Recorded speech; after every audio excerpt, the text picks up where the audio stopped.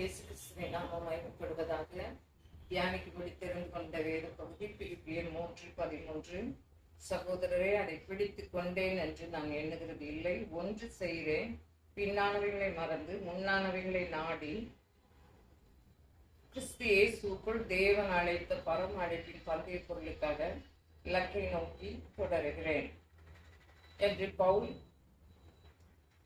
இந்த இடத்துல குறிப்பிடுவதை பார்க்கிறோம். மறந்து, பின்னானவைகளை மறந்து, இது முழுமையாக மறந்து விடுவதை குறிக்காது.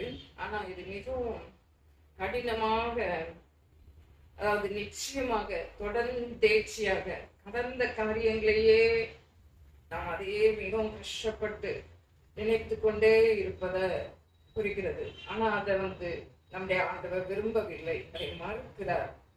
அவருக்கு வருங்காலம் தான் முக்கியமானது.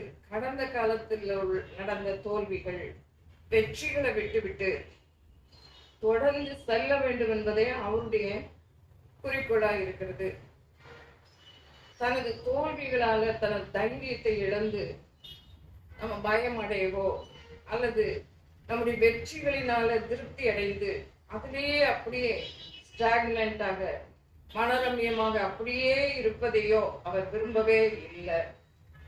அதைத்தான் பவுல் இந்த இடத்துல சொல்கிறார். ஒன்று செய்கிறேன், பின்னானவைகளை மறக்கிறேன், முன்னானவைகளை நாடி அந்த பொருளுக்காக இலக்கை நோக்கி தொடர்கிறேன். கீழே உள்ள வசனங்கள் எல்லாம் படிக்கும் பொழுது, நான் முற்றிலும் தேறினவன் ஆனேன் என்று நான் எண்ணுவது இல்லை, நான் எதற்காக பிடிக்கப்பட்டேனோ அதை நான் பிடித்துக் கொள்ளும்படி ஆசையாய் தொடருகிறேன் என்று சொல்லுகிறார். இந்த இடத்துல நம்ம முக்கியமாய் கவனிக்க வேண்டிய விஷயம், நம்முடைய ஆண்டவர் நமக்குள்ளே விசுவாசத்தை துவக்குகிறவர், முடிக்கிறவர் என்று சொல்லி பார்க்கிறோம். ஆதலால் பாரமான எல்லாவற்றையும் நம்மை சுற்றி நெருக்கி நிற்கிற பாவத்தை நாம் தள்ளிவிட வேண்டுமா? அப்பொழுதுதான் நம்ம இயேசுவை நோக்கி நமக்கு நியமித்திருக்கிற ஓட்டத்துல நம்ம பொறுமையோடு ஓட முடியும். சந்தோஷத்தோடு பொறுமையோடு ஓட வேண்டும் என்று வேத வசனம் சொல்லுகிறது. ஏனென்றால் இயேசு கிறிஸ்து தமக்கு முன்னால வைத்திருந்த சந்தோஷத்தை பார்த்தார். சந்தோஷத்தின் பொருட்டுதான் அவமானத்தை எண்ணல. அவருக்கு நிந்தை அவமானங்கள் எல்லாம் வந்தது.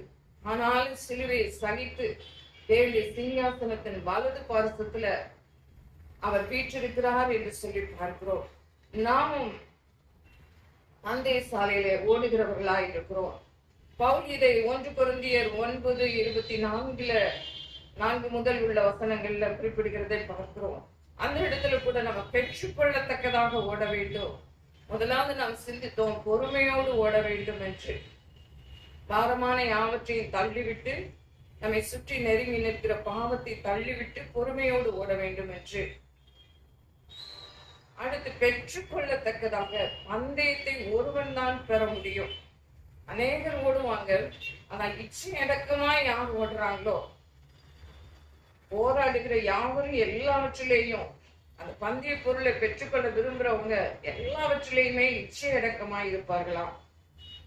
அழிவுள்ள கிரீடத்தை நம்ம பெரும்படிக்கு அவங்க அப்படி பெரும்படிக்கு அவர்கள் அழிவுள்ள கிரீடத்தை பெரும்படிக்கு அப்படி செய்கிறார்கள். நாமோ அழிவில்லாத கிரீடத்தை பெரும்படிக்கு அப்படி செய்கிறோம். பிசிக்கலா நம்ம பார்க்கும் பொழுது, மெட்டீரியலா பார்க்கும் பொழுது, ஒரு அழிவுள்ள கிரீடத்தை பெறுவதற்கே ஒரு டிசிப்ளின், ஒரு ஒழுங்கை, ஒரு பிராக்டிஸ் இருக்கிறது. ஆனா நம்ம அழிவில்லாத கிரீடத்தை பெரும்படிக்கு நாமும் கவனமாய் ஓட வேண்டியது அவசியம். பெற்றுக்கொள்ளத்தக்கதாக ஓட வேண்டும் என்று வேத வசனம் சொல்லுகிறது. நாம் அழியாத ஒரு கிரீடத்தை பெற நம்ம அழைக்கப்பட்டிருக்கிறோம். நாம் எதற்காக பிடித்து கொள்ளப்பட்டோமோ, எதற்காக ஆண்டவர் நம்மை தெரிந்து கொண்டாரோ அதை நாம் பிடித்துக் கொள்ளும்படிக்கு ஆசையாய் தொடர வேண்டியதும் அவசியம். நாம் பவுல் இன்னொரு இடத்துல சொல்லுகிறது, ஆவியானவர் நினைப்பூட்டுகிறார், நீங்க நன்றாய் ஓடினீர்களே, ஆனா சத்தியத்திற்கு கீழ்ப்படியாமல் போக உங்களை தடை செய்தவன் யார் என்று கேட்கிறார். மற்றவங்க பார்வைக்கு நம்முடைய ஓட்டம் சரியாய் தெரியலாம், அல்லது நமக்கே சரியானதாய் காணப்படலாம். ஆனா நம்ம சத்தியத்திற்கு கீழ்ப்படியாமல் போவோம் என்றால் அங்க பின்னால பின்னணியில கிரியை செய்கிற ஒரு தடை செய்கிறவனை பார்க்கிறோம். நாமும் நம்முடைய ஓட்டத்துல எந்த காரியமோ பாவமோ தடை செய்கிற பிசாசின் கிரியோ எதுவுமே தடுக்க முடியாது. ஆனா சத்தியத்துக்கு நம்ம கீழ்ப்படியணும். அதைத்தான் லூக்கா 9 பார்க்கிறோம். கலப்பின் மேல் தன் கையை பின்னிட்டு பார்க்கிற எவனும் தேவனுடைய ராஜ்யத்துக்கு தகுதி உள்ளவன் அல்ல என்று சொல்லி பார்க்கிறோம். நம்ம ஒன்று செய்ய வேண்டும். இப்பொழுது நம்ம இந்த தியானித்த வசனம் முன்னிட்டு நம்ம ஜெபிக்க போகிறோம்.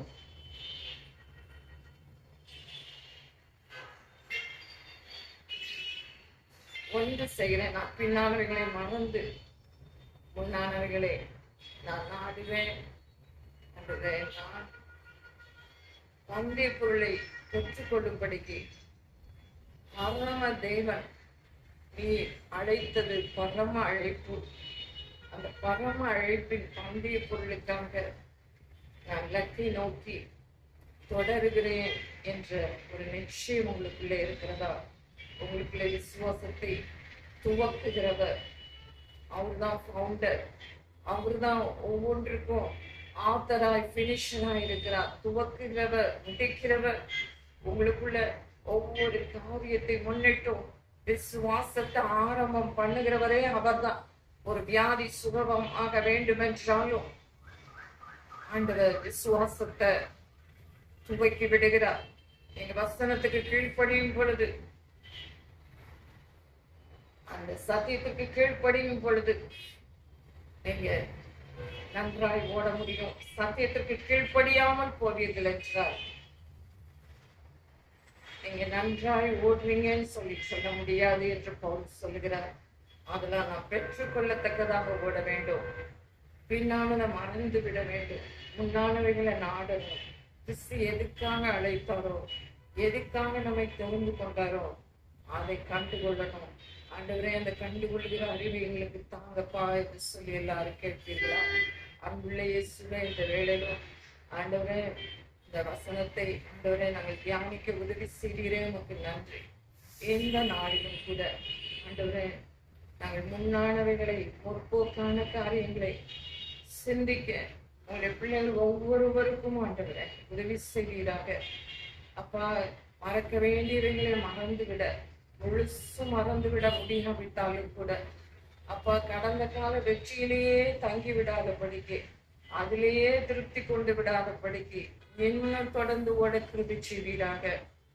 அது போல பழைய தோல்வியை, பழைய பின்னான பிற்போக்கான காரியத்தை நினைத்து விட்டு கவலைப்பட்டு கலங்குவதனால ஒரு பிரயோஜனம் இல்லை. எஸ் லார்ட், ஏனே உமக்காக உமக்குள்ளாக மிக உற்சாகமாக நிச்சயத்தோடு ஓட ஒவ்வொருவருக்கு கிருபை கொடுப்பீராக.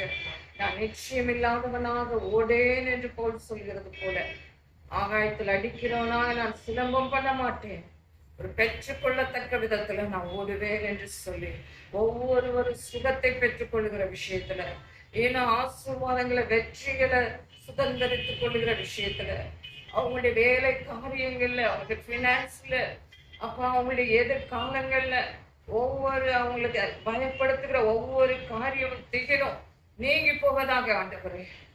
சந்தோஷம் மகிழ்ச்சியும் கிடைக்கும்படிக்கு செய்கிறாங்க, பெற்றுக்கொள்ள செய்கிறாங்கப்பா. அப்படியாக ஒவ்வொருவரும் ஆவிக்குரிய ஒழுங்கோடு கூட, கவனத்தோடு கூட சத்தியத்திற்கு கீழ்ப்படிந்து ஓட கிருபை செய்கிறாங்க. இயேசுவின் நாமத்தில் பிதாவே, ஆமென்.